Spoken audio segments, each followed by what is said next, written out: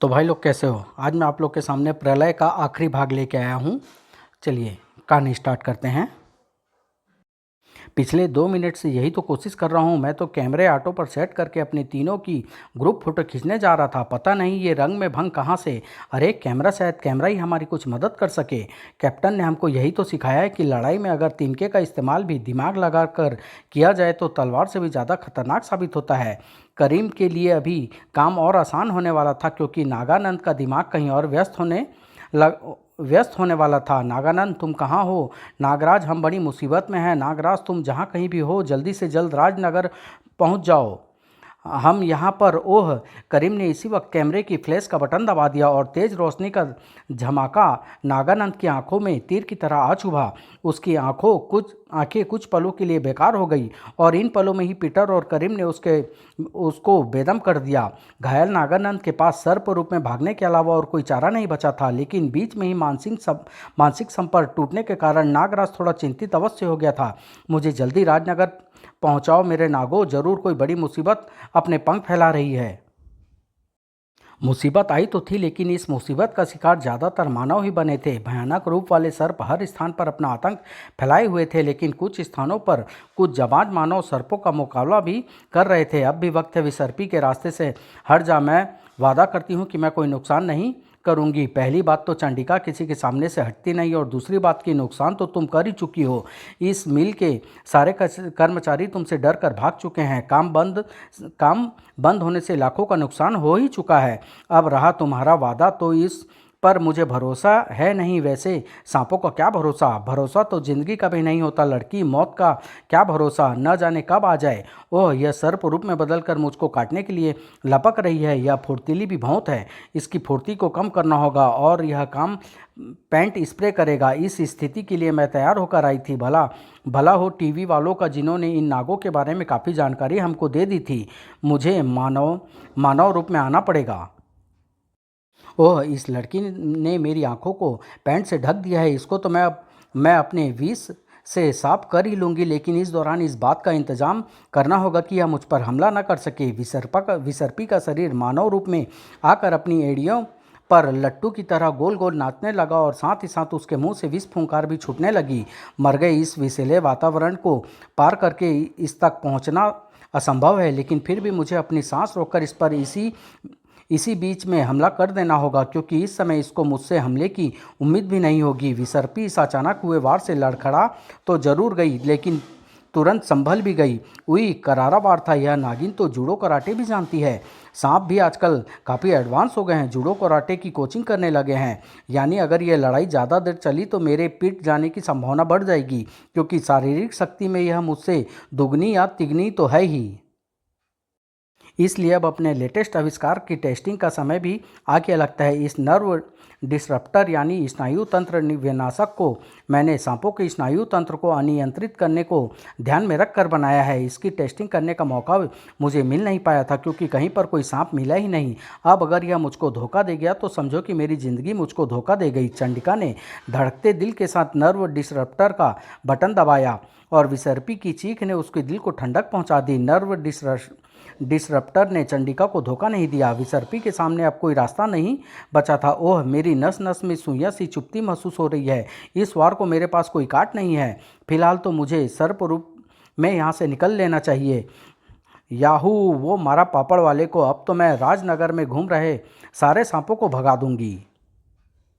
चंडिका की तरह कहीं और ध्रुव भी अपने तरीके से इच्छाधारी सर्पों को रोक रहा था। सिंहनाग के सामने आकर तूने अपनी जिंदगी की सबसे बड़ी और आखिरी भूल की है ध्रुव, क्योंकि सिंहनाग के पंजे का एक ही बार तेरी खोपड़ी को खोल देगा। जरूर खोल देगा, लेकिन अगर यह मेरी खोपड़ी तक पहुंच पाए तो उससे पहले मैं तुम्हारा मुंह यह जानने के लिए खुलवा लूँगा कि आखिर तुम नाग आए कहाँ से हो और राजनगर में तोड़फोड़ क्यों कर रहे हो। मुझे आभास हो रहा है कि ये नाग शहर के बारे में ज़्यादा नहीं जानते हैं। मेरे वार से क्रोधित होकर सिंहनाग अब मुझ पर ज़रूर कूदेगा और उसी पल मैं मेन होल का ये ढक्कन हटा दूंगा, ताकि सिंहनाग कुछ समय तक सिवर भूल भुलैया की सैर। अरे, यह तो बच गया। सिंहनाग ने न सिर्फ गिरने से बचा बल्कि उसने पलक झपकते ही ध्रुव पर हमला भी कर दिया, धड़ाक। लेकिन इससे पहले कि सिंहनाग ध्रुव को कोई नुकसान पहुंचा पाता, वह बंधनों में जकड़ गया। ओहो, ये सांप यानी राजनगर को बचाने आ पहुंचा है। नागराज, यह तुम क्या करने जा रहे थे? सिंहनाग मेरे सबसे घनिष्ठ मित्र पर वार करने जा रहे थे। क्यों? मैं बताता हूँ नागराज। नागानंद, तुमसे मेरा मानसिक संपर्क बीच में ही टूट गया था। इधर आओ नागराज, जो कुछ मैं तुमको बताने वाला हूँ वह अत्यंत गोपनीय है। नागानंद ने घटनाक्रम सुनकर नागराज की आंखें फैलती चली गई। और वह स्फटिक अगर अगले कुछ घंटों में ना मिला तो नागद्वीप नष्ट हो जाएगा। इतनी जल्दी स्फटिक ढूंढने के कारण ही हमको यह तरीका अपनाना पड़ रहा है नागराज। ओह, विशाला से तो मैं भी टकरा चुका हूँ। वह सचमुच बहुत खतरनाक है। मैं स्थिति की गंभीरता को समझ रहा हूँ। मानवों को इस खोज में कुछ असुविधा जरूर हो रही है, पर जब तक किसी मानव की जान न ली जाए तब तक मैं इच्छाधारी नागों के साथ हूँ, क्योंकि सिर्फ मानवों की असुविधा के कारण मैं सभी इच्छाधारी नागों की बलि नहीं चढ़ने दे सकता। और फिर अच्छा हुआ तुम वक्त पर आ गए नागराज। अब इन नागों को यह तोड़फोड़ रोकने का आदेश दो। मुझे खेद है ध्रुव, मैं ऐसा नहीं कर सकता, बल्कि ये नाग जो कर रहे हैं वह उनको करने दो, वरना इन नागों के प्राण संकट में पड़ जाएंगे। ऐसा क्या हो गया है? मामला क्या है आखिर? मुझे भी तो पता चले। यह मैं तुमको बता सकने में असमर्थ हूँ ध्रुव। अगर मैंने ध्रुव को स्फटिक के विषय में बताया तो मुझे नागद्वीप का भी जिक्र करना पड़ेगा, और नागद्वीप का जिक्र मैं किसी भी बाहरी व्यक्ति से नहीं कर सकता, चाहे वह ध्रुव जैसा सच्चा व्यक्ति ही क्यों ना हो। मैंने राजनगर की रक्षा का व्रत लिया हुआ है नागराज। मैं नागों को तोड़फोड़ और आतंक फैलाने की इजाज़त नहीं दे सकता। इन भयंकर नागों को रोकने की कोशिश मत करो ध्रुव, वरना प्रलय आ जाएगी। तुम न तो नागों को तोड़फोड़ करने से रोक रहे हो और न ही उनके ऐसा करने का कारण बता रहे हो। हम मानवों ने भी चूड़ियाँ नहीं पहन रखी है। हम इन नागों को रोक कर ही रहेंगे, और ऐसा करने से प्रलय आती है तो आ जाए। इन नागों को रोकने से पहले तुमको मुझसे टकराना पड़ेगा ध्रुव, नागराज से, और नागराज की सर्प सेना से। मुझे यह ख्याल आया तो था कि नागराज से कभी न कभी मुझे टकराना पड़ सकता है, परंतु वह समय इतनी जल्दी आ जाएगा यह मैंने नहीं सोचा था। अच्छा हुआ कि मैंने नागराज की शक्ति के काट सोच कर रखे हुए हैं। ध्रुव के होठों से निकली वह आवाज़ रात के सन्नाटे को चीरती हुई पेड़ों की ऊंची ऊंची शाखों से जा टकराई, और उन शाखों पर सो रहे गिद्ध और चील इस पुकार को सुनकर ध्रुव की मदद के लिए उतर आए। कुछ मिनटों के लिए पक्षियों का पड़ला भारी रहा, लेकिन नागों की तादाद सैकड़ों में थी और पक्षियों की दर्जनों में। नाग आखिरकार ध्रुव को अपने बंधन में कैद करने में सफल हो ही गए। अब तुम इन बंधनों से बाहर तभी निकल पाओगे ध्रुव जब मैं चाहूँगा। तब तक तुम इसी वीराने में आराम करो। मेरा चिड़ियों वाला वार कुछ खास काम नहीं आया। नागराज बहुत शक्तिशाली है, मेरा इससे जीत पाना असंभव है। नागराज को सिर्फ ऐसे किसी हमले द्वारा ही हराया जा सकता है जिसकी उसे उम्मीद न हो। जैसे आज तक नाग बंधनों में बंधने के बावजूद भी किसी ने नागराज पर पलटकर हमला नहीं किया होगा। कड़ाक! नागराज पल भर के लिए चकित रह गया, लेकिन तुरंत ही संभल गया। तुमको रोक सकने का एक ही तरीका है ध्रुव, तुमको बेहोश कर देना। ध्रुव नागराज की शक्ति के बारे में अच्छी तरह से जानता था, इसीलिए वह नागराज के फुर्तीलों वारों से बचने के लिए अपने सारे अनुभव और पूरी फुर्ती का इस्तेमाल कर रहा था, क्योंकि एक ही सटीक वार ध्रुव के शरीर पर पड़ने का मतलब था अगले ही पल बेहोशी की दुनिया की सैर। परंतु नागराज के पास किसी को बेहोशी की दुनिया में पहुंचाने के और भी तरीके थे। वह विष फुंकार तो नागराज ने अपना वह वार कर ही दिया जिसका मुझे डर था। फिर विष फुंकार का असर होने में सिर्फ 1 मिनट का ही समय लगा। यह तो जल्दी ही बेहोश हो गया। वैसे भी मैंने विष फुंकार को उतनी ही मात्रा का प्रयोग किया था जो इसे बेहोश कर सके, मार न डाले, लेकिन फिर भी मैं इसके सर्प बंधनों को नहीं हटाऊंगा। ध्रुव के दिमाग का कोई भरोसा नहीं है। अब तक ध्रुव बेहोश है, तब तक मैं इच्छाधारी सर्पों की स्फटिक ढूंढने में मदद करूं। मैं अपने शरीर में वास करने वाले सर्पों को राजनगर में फैला देता हूं। अगर इनको कहीं पर स्फटिक नजर आ गया तो ये मुझको सूचित कर देंगे। और उसकी व्यवस्था एक आश्चर्यजनक घटना से टूटी। अरे यह क्या! एक साय ने नागराज के बाजुओं को पकड़कर फुर्ती से मरोड़ दिया, और कुछ समझ पाने से पहले ही नागराज हथकड़ियों में कैद था। अरे स्टार कप्स यानी ध्रुव आज़ाद हो गया है। ठीक समझे नागराज, और इन स्टार कप्स को तोड़ने की कोशिश मत करना। इनको तुम्हारी शक्ति को ध्यान में रखते हुए टाइटेनियम धातु का बनाया गया है। लेकिन तुम तो बेहोश थे, और वह भी सर्प बंधनों में, फिर तुम आज़ाद कैसे हो गए? मैं प्राणायाम के द्वारा 5 मिनट तक सांस रोक सकता हूँ नागराज। तुम्हारी विष फुंकारें छूटने तक मैं सांस रोके हुए था, और फिर जैसे तुम सर्प छोड़ने के लिए मुड़े, मैं पास ही बने स्विमिंग पूल की तरफ लपक लिया। मैं ये तो जाहिर था कि तुमने मुझे बांधने के लिए किसी भी जल सर्प का इस्तेमाल नहीं किया होगा, इसलिए स्विमिंग पूल में डूबते ही सारे सांप तड़प कर मेरे शरीर से अपने आप अलग हो गए और मैं आज़ाद हो गया। आज़ाद होते ही मैं अपनी थोड़ी दूर पर ही खड़ी मोटरसाइकिल से ये स्टार कप्स और एक दो चीज़ें और निकाल लाया, जिसको मैंने ऐसे ही मौके के लिए तैयार रखा था, जैसे ये बैंडेड टेप जो तुम्हारे मुंह से विष फुंकार को निकलने नहीं देगा। हालांकि मैं जानता हूँ कि इससे तुमको आज़ाद होने में कुछ ही पलों का समय लगेगा, लेकिन उतनी देर में मैं सिंहनाग को ढूंढकर काबू में कर लूँगा। लेकिन तभी सिंहनाग की तलाश में बढ़ते ध्रुव के कदम एक आवाज़ सुनकर ठिठक गए। अरे ये विषधर ने हमें कहाँ फंसा दिया, स्फटिक चुरा कर छुपाया भी तो ऐसी खतरनाक जगह पर, कहीं और छिपाता तो न तो हम उस लड़के से टकराते और न ही इस मुसीबत में फंसते। अरे तेरा क्या जा रहा है, मुसीबत में तो मैं हूँ। एक तो तेरी दाढ़ी का स्वाद बहुत खराब है और दूसरे उसको खाते खाते मेरा पेट फटा जा रहा है। ध्रुव के दिमाग में बिजली से कौंध गई। विषधर और स्फटिक, यह तो वही नाग जैसा आदमी लगता है जिससे मैं कल रात टकराया था। उसके हाथ में एक स्फटिक जैसी मणि भी थी। कहीं ये नाग उसी को तो नहीं ढूंढ रहे। मुझे तुरंत उस मणि को ढूंढ कर लाना होगा, क्योंकि अगर नागों को वह मणि चाहिए तो मणि मेरे पास होने की स्थिति में ये मेरी बात मानने को विवश हो जाएंगे और मैं राजनगर में फैल रहे आतंक को खत्म कर पाऊंगा। नागराज की तीक्ष्ण दृष्टि से यह दृश्य नहीं बच सका। यह क्या, ध्रुव तो सिंहनाग की विपरीत दिशा में जा रहा है। जरूर इसके दिमाग में कोई नई योजना आ गई है जो नागों के लिए खतरनाक हो सकती है। मुझे इसके पीछे जाना चाहिए और उसके लिए मुझे तुरंत इन बंधनों से आज़ाद होना पड़ेगा। यह काम मैं सर्प रूप में आकर ही कर सकता हूँ। नाग इच्छाधारी शक्ति ने नागराज को उसके बंधनों से मुक्त कर दिया और नागराज फिर से अपने वास्तविक रूप में आकर ध्रुव के पीछे लग गया, एक अधूरी लड़ाई को अंजाम तक पहुंचाने के लिए। और इसी वक्त नागद्वीप में भी एक अधूरा काम पूरा किया जा रहा था और यही पता करने में नागद्वीप की तरफ आ रहा था। ओह, यानी जिस शिशु को देव कालजयी ने नागद्वीप पर लाने का आदेश दिया था और जो 40 वर्ष तक नागद्वीप में सूक्ष्म अवस्था में रहा, वह नागराज ही था। हाँ मान्यवर, मेरी और आपकी जानकारी मिलाकर तो यही निष्कर्ष निकलता है। यह तो एक बड़ी दुविधा का कारण हो गया है। वृद्ध वर नागराज के द्वारा नागद्वीप का सम्राट बनने के प्रस्ताव को ठुकरा देने से नागद्वीप की जनता नागराज से क्रुद्ध है, परंतु यह रहस्य जानकर और यह जानकर कि नागराज देव कालजयी के आशीर्वाद से उत्पन्न हुआ है, सारे नागराज को सम्राट मानने के लिए विवश हो सकते हैं। वैसे भी सभी यह जानते हैं कि विसर्पी के पिता महाराज मणिराज उस शिशु को गोद में लेकर वारिस बनाना चाहते थे। इसलिए इस समस्या से बचने का एक ही तरीका है कि फिलहाल ये बात किसी को भी न बताई जाए, नागराज को भी नहीं। वैसे तो नागराज हर प्रकार से नागद्वीप सम्राट बनने के योग्य है, पर वह यहाँ पर रहना नहीं चाहता और यही नागों के असंतोष का कारण है। नागराज को पहले नागों का दिल जीतना होगा और इसमें नागराज की मदद मैं करूँगा। सबसे पहले मैं नागराज को नागद्वीप पर आने जाने की इजाज़त दे दूंगा ताकि वह अन्य इच्छाधारी सांपों के साथ घुल मिलकर उनके दिलों में जगह बना सके। बाकी काम नागराज को स्वयं ही करना होगा और तब तक यह रहस्य हमारे बीच में ही रहेगा। ध्रुव इस दौरान स्फटिक की तलाश में समुद्र का पानी छान रहा था। मुझे वह जगह ठीक से याद नहीं है जहाँ पर स्फटिक गिरा था, लेकिन इस डॉल्फिन को वह जगह जरूर याद होगी और यही मुझे उस स्थान तक लेकर जाएगी।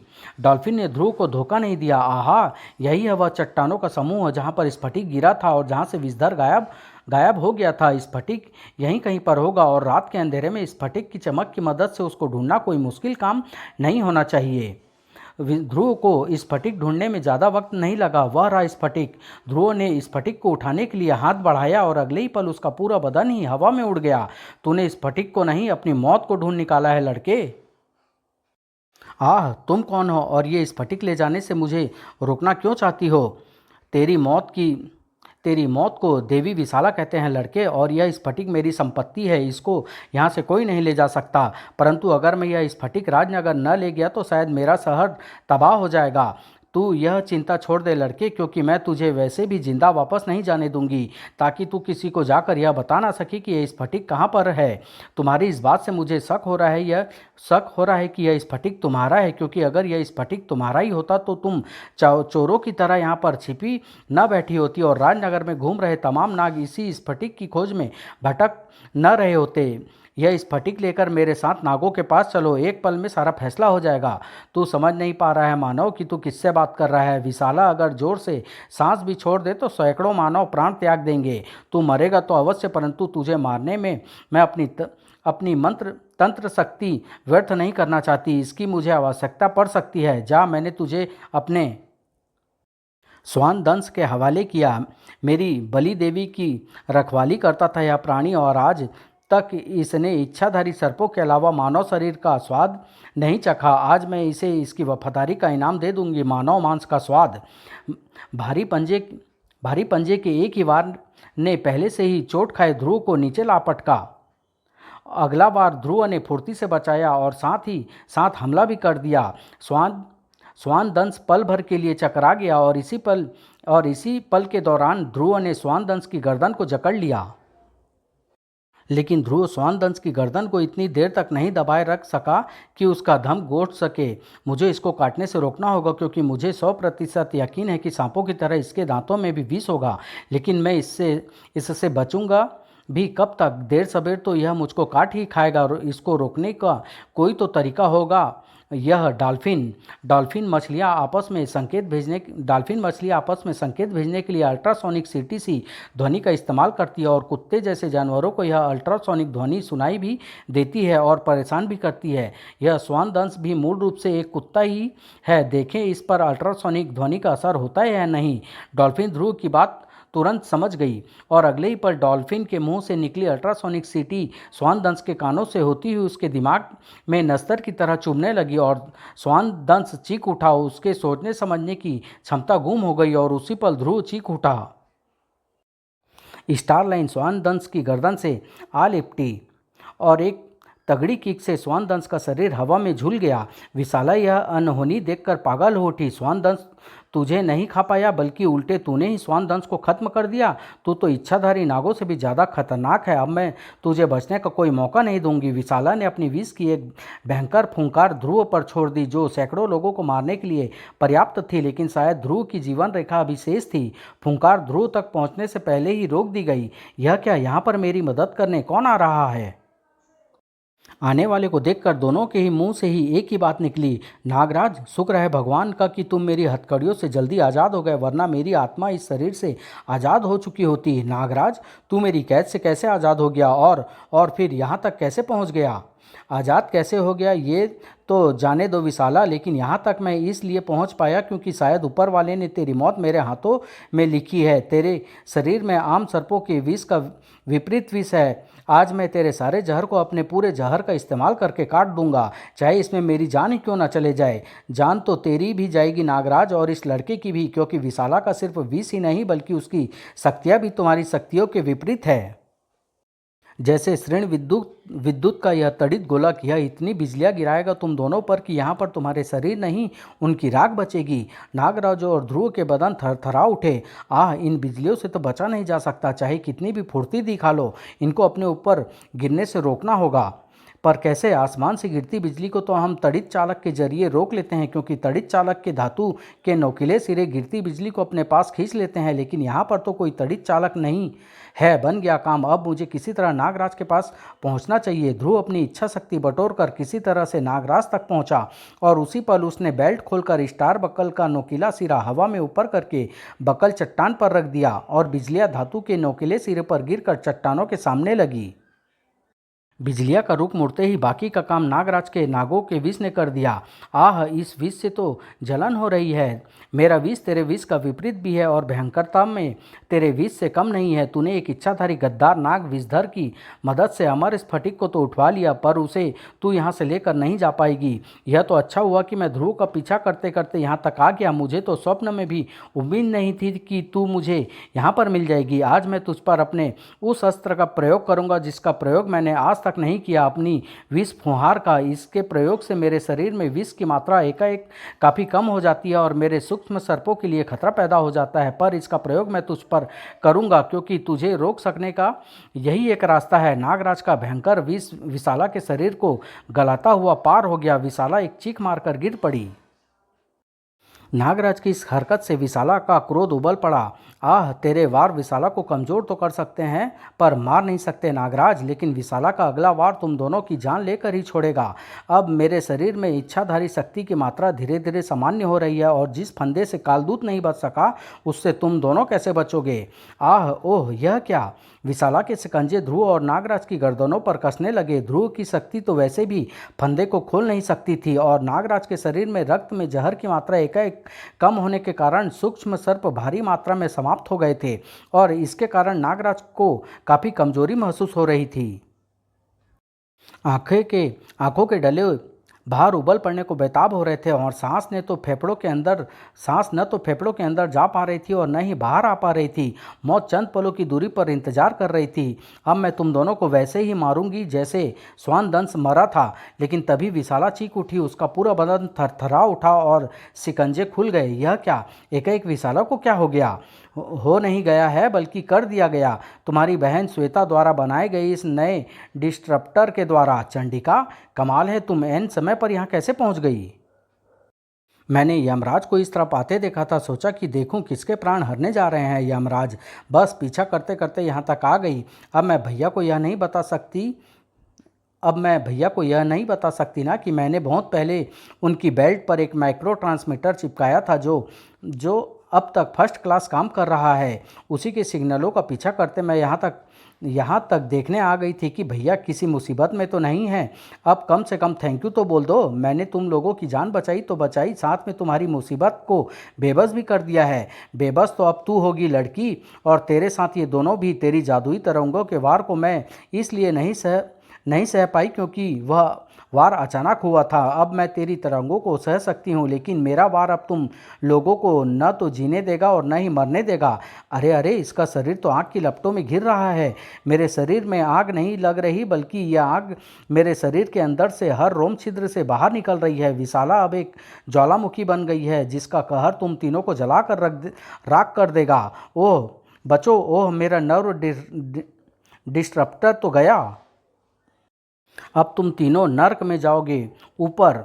अब क्या करें नागराज, इस मुसीबत से तो सिर्फ तुम ही निपट सकते हो। निपट तो सकता हूँ चंडिका, लेकिन फिलहाल मेरे शरीर में सर्पों की संख्या कम होने के कारण मेरी शक्ति क्षीण हो गई है। उसे वापस आने में वक्त लगेगा और तब तक हमारी चिताएं बन चुकी होगी। अब एक ही रास्ता है, राजनगर जाकर सर्पों को यहाँ लाना होगा। उनकी संयुक्त शक्ति में यह टिक नहीं पाएगी। नहीं नागराज, हमको आने में वक्त लगेगा और उतनी देर में तो विशाला स्फटिक को कहीं और ले। अरे, यह बात मैं अब तक समझ क्यों नहीं पाया था। कौन सी बात ध्रुव, समझाने का वक्त नहीं है नागराज। तुम विशाला का ध्यान अपनी तरफ खींचो, बाकी काम मैं कर लूँगा। इधर नागराज ने विशाला का ध्यान अपनी तरफ खींच मौत को दावत दी और उसी पल ध्रुव गर्म और पिघली चट्टानों की परवाह किए बगैर दूसरी तरफ बढ़ गया। वहां पर जहां पर पड़ा हुआ था अमर स्फटिक। ओह, यह स्फटिक टूटा तो नहीं, लेकिन यह बहुत गर्म हो गया है। मेरा हाथ झुलस जाएगा, लेकिन फिर भी मैं इसको उठा कर रहूँगा क्योंकि सिर्फ यही विशाला को रोक सकता है। विशाला को सिर्फ एक पल पहले ध्रुव की मंशा का आभास हुआ। उसकी आंखों में भय का तूफान नाच उठा, लेकिन उस एक पल में वह कुछ नहीं कर सकती थी। अमर स्फटिक उसके शरीर से टकरा गया और विशाला रोशनी के एक झमाके में गुम हो गई। यह कैसे हो गया? विशाला गायब हो गई। पर यह तुमने कैसे समझ लिया? ध्रुव की स्फटिक के स्पर्श से विशाला गायब हो सकती है। यह मुझे नहीं पता था नागराज की विशाला गायब हो जाएगी, पर इतना जरूर पता था कि स्फटिक के स्पर्श से विशाला को कुछ नुकसान अवश्य हो सकता है। तुम्हारी बातों से मुझे यह पता लग गया था कि विषधर नागद्वीप का नाग था, और यह मैं जानता था कि स्फटिक को वहीं उठाकर यहाँ तक लाया है क्योंकि विषधर ने यहाँ पर स्फटिक को मुझसे मुठभेड़ होने के बाद ही गिराया था। इसलिए मुझे स्फटिक की स्थिति का पता था। नागदेव और नागप्रेती की बातों से मुझे आभास हो गया था कि नाग शायद यही स्फटिक ढूंढने नागद्वीप से आए हैं। एक बात और, तुम्हारी बातों से मुझे यह भी पता चल गया था कि विशाला में विपरीत यानी नेगेटिव शक्तियां हैं। इसलिए जब तुमने राजनगर जाकर नागों को लाने की बात की और मैंने उतनी देर में विशाला द्वारा स्फटिक को कहीं और ले जाने की चिंता जताई, तो मुझे ध्यान आया कि अगर विशाला स्फटिक को कहीं और ले जा सकती तो बहुत पहले ले जाती। नागों के इतनी पास आ जाने के बावजूद भी वह यहाँ बैठी नहीं रहती। मैंने यह भी सोचा कि स्फटिक भी उसने खुद नहीं बल्कि विषधर के हाथों कहीं भिजवाया था। इतनी कीमती चीज़ दूसरे के हाथों में देने का एक ही स्पष्ट अर्थ हो सकता था कि स्फटिक का स्पर्श भी विशाला के लिए घातक था। बस यही सोचकर मैंने उसका स्पर्श स्फटिक से करवा दिया और नतीजा तो तुम जानते ही हो। वाह ध्रुव, मैं नागानंद को मानसिक संकेत भेजकर सब नागों को यहीं बुलाकर उनको स्फटिक सौंप देता हूँ।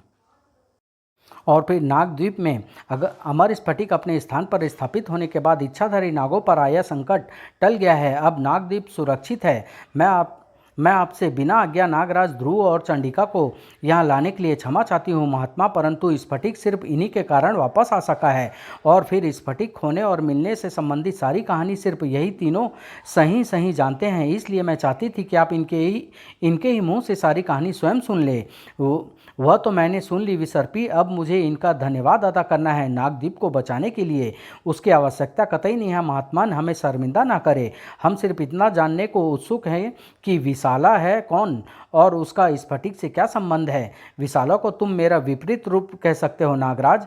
हजारों वर्ष पुरानी बात है जब मानवों ने इतनी प्रगति नहीं की थी, परंतु नागों की प्रजातियां संख्या में बढ़ती जा रही थी। उनमें से ही एक प्रजाति ऐसे सर्पों की थी जिसमें विपरीत विष था। स्वभाव से वह दबंग प्रवृत्ति की और लड़ाकू सर्प थे। वे मानवों से बहुत चिढ़ते थे और पृथ्वी के मानवों का विनाश करके स्वयं पृथ्वी पर राज करना चाहते थे। विशाला उन क्रूर सर्पों की महानागिन थी, यानी महारानी। तब तक मेरी ख्याति एक महान योद्धा के रूप में चारों तरफ फैल चुकी थी और तब एक दिन महानागिन विशाला मुझसे मिलने आई। उसने मेरे सामने विवाह का प्रस्ताव रखा ताकि दो विपरीत विष वाले नागों में एक नई मित्रता कायम हो सके और सर्पों की एक नई प्रजाति का जन्म हो। मैं सभी प्राणियों को भला चाहता था, इसलिए मैं विवाह के लिए तैयार हो गया। इस प्रकार मैं विपरीत विष सर्पों को नियंत्रण में भी रख सकता था। हमारी रीति के अनुसार मैंने विशाला से विवाह पूर्व का उपहार मांगने को कहा। उसने गहरे समुद्र के अंदर स्थित एक जीवन ज्वालामुखी में रखे एक स्फटिक की मांग की। उसके अनुसार उनको कोई भी योद्धा उस स्फटिक को लाने में सफल नहीं हो पाया था।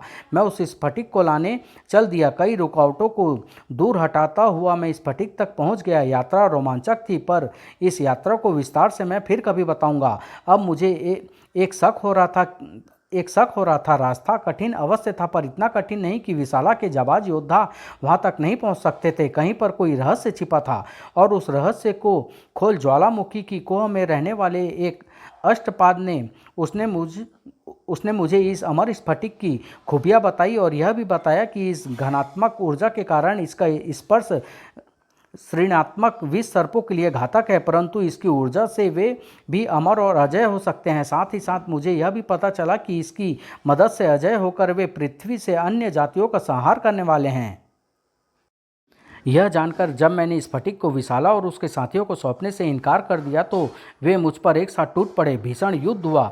ऐसा युद्ध मैंने न तो पहले कभी लड़ा था और शायद फिर कभी लड़ पाऊंगा, लेकिन अमर स्फटिक की शक्ति और मेरे युद्ध कौशल के आगे वे टिक न सके। मैंने विशाला और उसके कुछ सेवकों को छोड़कर सभी सर्पों का संहार कर दिया। उनको प्राणदान इसलिए मिल गया क्योंकि उनको मार देने से वह पूरी सर्प जाति ही नष्ट हो जाती। उसके बाद मैंने सोचा कि मानवों और सर्पों को अलग अलग रखना आवश्यक है, वरना कभी न कभी युद्ध होकर ही रहेगा। इसलिए मैं स्फटिक लेकर जगह जगह भटकता रहा और अंततः इस द्वीप को चुनकर यहाँ पर इच्छाधारी नागों की बस्ती बसाई। बस यही है मेरा और विशाला की दुश्मनी का कारण। महात्मा यह कौन है? महात्मा, बाकी सब कुछ तो ठीक हो गया, अब हमको भी बचा लीजिए। अभी बचाता हूँ। तुमने नाग प्रेती और नागदेव को पूरी तरह से विवश कर दिया है। ध्रुव, तुम सचमुच विलक्षण मानव हो। इनको बचाने के बाद मैं तुमको नागराज चंडिका और वेदाचार्य के साथ अपनी योग शक्ति से अपने स्थान पर भेज दूंगा, परंतु मुझे अभी वेदाचार्य से यह पूछना शेष है कि वे यहाँ पर कैसे आए और क्यों आए। हा हा हा। समाप्त।